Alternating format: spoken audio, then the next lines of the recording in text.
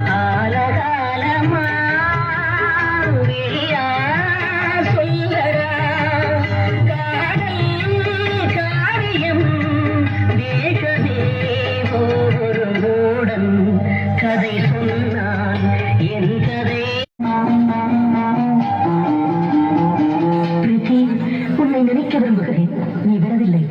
உன்னை மறக்க விரும்புகிறேன், அதுவும் முடியவில்லை.